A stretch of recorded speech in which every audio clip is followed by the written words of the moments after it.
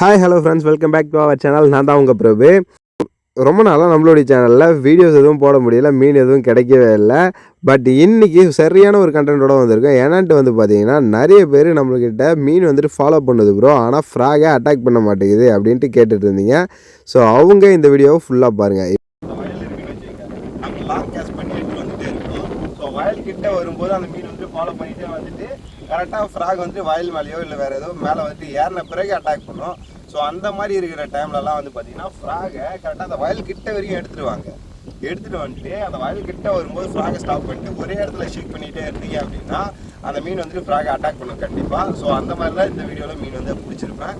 So video ஃபுல்லாக பாருங்கள். அந்த வீடியோ பிடிச்சதுன்னா மறக்காமல் லைக் பண்ணிட்டு நம்மளுடைய சேனலை சப்ஸ்கிரைப் பண்ணி நம்ம சப்போர்ட் பண்ணுங்க. வாங்க வீடியோக்குள்ள போகலாம். ஓகே, இப்போ வந்து பார்த்திங்கன்னா இங்கே ஒரு விரால் மீன் இருக்குது. மீன் வந்து பார்த்திங்கன்னா ஃப்ராகை அட்டாக் பண்ண மாட்டேது. ஸோ அதனால் என்ன பண்ண போகிறேன்னா ஃப்ராகை நிறுத்தி நல்லா ஷேக் பண்ணி அந்த மீனை அடிக்க போகிறேன். பாருங்கள் எப்படி அடிக்கிறேன்னு. ஓகே, இப்போ இங்கே தான் மீன் வந்து இருக்குது. ஸோ ஷேக் பண்ணுறேங்க பாருங்கள். இங்கே பாருங்கள், அடிச்சிருச்சு, தெரியுதுங்களா?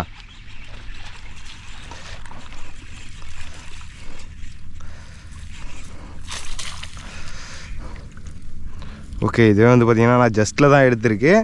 பட் மீன் வந்து பார்த்திங்கன்னா அடிச்சிருச்சு. ஓகே, மீனுடைய சைஸ் ஃப்ராக் தனியாக போயிருச்சு.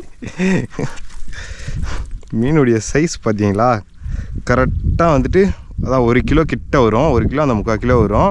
நல்ல சைஸான மீன். இந்த மீன் வந்து பார்த்திங்கன்னா ஒரு 2-3 டைம் அங்கே வந்துச்சு, ஆனால் ஃப்ராக் வந்துட்டு கரெக்டாக பிடிக்கல. ஸோ இந்த வாட்டி வந்து பார்த்திங்கன்னா நம்ம நிறுத்தி நல்லா ஃப்ராகை ஷேக் பண்ணோம். ஸோ ஷேக் பண்ணதால் என்னாச்சுன்னா மீன் வந்துட்டு நல்லா அடிச்சிருச்சு. ஸோ நல்ல சைஸான மீன். இதை கழட்டி போட்டு நம்ம நெக்ஸ்ட் மீன் பிடிக்கலாம் பார்க்கலாம். ஸோ அதே மாதிரியே ஷேக் பண்ணுவோம். ஓகேவா? ஓகே, ப்ளேஸ் வந்துச்சு. ஷேக் பண்ணுறேன். நல்லா பார்த்தீங்கன்னா நான் எவ்வளோ வேகம் ஷேக் பண்ணுறேன்னு தெரியுதுங்களா?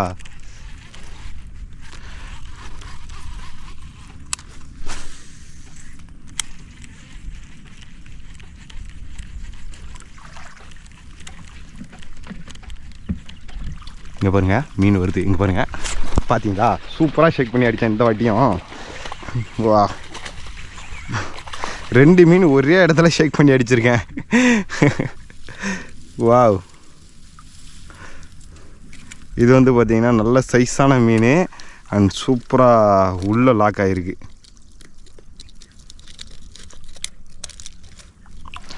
வா